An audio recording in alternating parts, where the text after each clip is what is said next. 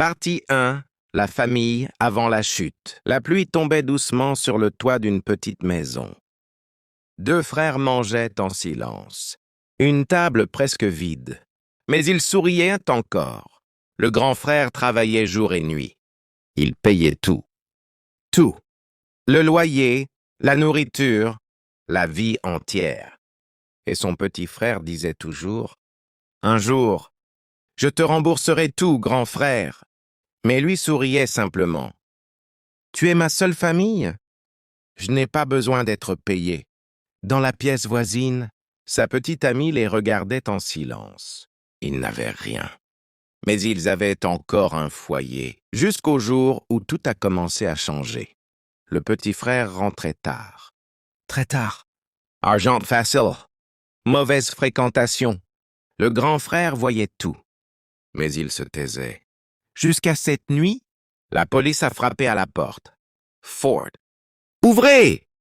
Et ce soir-là, tout a basculé. Partie 2, le sacrifice. Le petit frère tremblait. Il pleurait. Je voulais juste nous aider. Silence.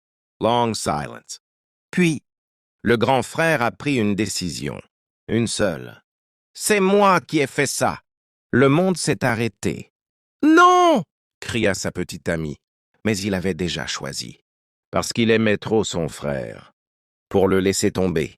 Le jour du départ en prison, le ciel était gris. Et avant de partir, il dit doucement. Prends soin d'elle, pour moi. Le petit frère a hoché la tête. Mais son cœur s'est brisé ce jour. Partie 3, la culpabilité. Au début, ils vivaient comme des étrangers. Silence, distance, gêne. Et mensonge. Oui, tout va bien. Mais rien n'allait bien. Une nuit, plus d'électricité. Juste une bougie. Et des cœurs brisés dans le silence. Ils ont parlé. Pour la première fois. Vraiment parlé. Et ce soir-là, quelque chose a changé. Trop changé. Les jours ont passé. Ils riaient parfois. Mais la culpabilité restait. Toujours. Puis un soir de pluie, un baiser. Un seul. Puis un autre. Et ils ont franchi la ligne. Celle qu'on ne peut plus effacer. La jeune femme a découvert qu'elle était enceinte. Silence. Peur. Choc. Parce qu'ils comprenaient tous la même chose. Quelqu'un allait être détruit. Partie 4. Le retour. Le grand frère est sorti de prison. Fatigué. Mais heureux. Il pensait rentrer chez lui, dans sa famille. Il les a serrés dans ses bras, sans savoir que tout était déjà cassé. Le petit frère ne pouvait plus le regarder. La vérité était trop lourde. Mais le grand frère ne voyait rien. Jusqu'à ce test. Jusqu'au silence, jusqu'au calcul. Et là, tout est devenu clair. Quelques jours plus tard, le grand frère était assis dehors avec son petit frère. La nuit était calme. Ils buvaient en silence, puis le grand frère sourit doucement. « Merci d'être resté avec elle pendant mon absence.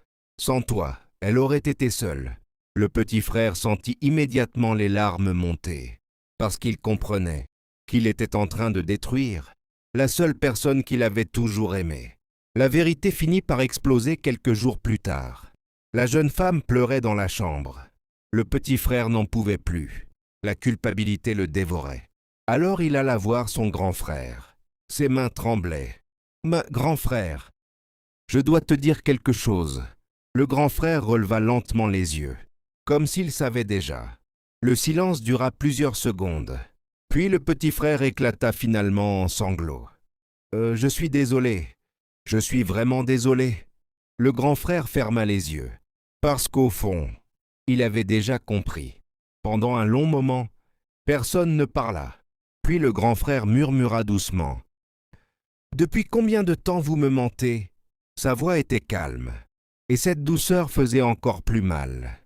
Le petit frère tomba à genoux. « Je voulais pas... » Au début, cette phrase acheva complètement le grand frère, parce qu'il comprit que pendant qu'il survivait en prison, les deux personnes qu'il aimait avaient lentement appris à vivre sans lui. La jeune femme arriva en pleurant. « Je suis désolé, mais aucun mot ne semblait encore capable de réparer quoi que ce soit. » Le grand frère regarda les deux personnes devant lui, puis murmura lentement. « Peut-être pendant toute ma vie, vous étiez les deux personnes que j'aimais le plus. » Sa voix tremblait. « Et maintenant, quand je vous regarde, j'ai l'impression d'être seul au monde. » Le petit frère éclata en larmes. Mais cette fois, le grand frère recula quand il voulut le toucher. Ce simple geste détruisit complètement le petit frère. Quelques jours plus tard, le grand frère quitta définitivement la maison, sans colère, sans cri, juste avec une douleur immense dans les yeux. Il emporta seulement quelques vêtements et une vieille photo de lui et son frère quand ils étaient enfants. La jeune femme finit elle aussi par partir, parce qu'après tout ce qui s'était passé, leur relation avait changé. Elle était devenue remplie de honte, de regrets et de douleur.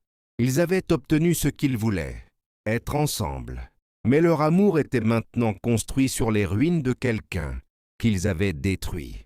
Dernière scène, le petit frère est assis seul dans l'ancienne maison. Le silence est lourd. Dans ses mains, une vieille photo de lui et son grand frère plus jeune. Ils souriaient dessus, comme si le monde n'allait jamais les séparer. Le petit frère éclate finalement en sanglots, parce qu'il comprend enfin une chose. Certaines erreurs ne peuvent pas être réparées. Et parfois, on perd définitivement les personnes qu'on aime.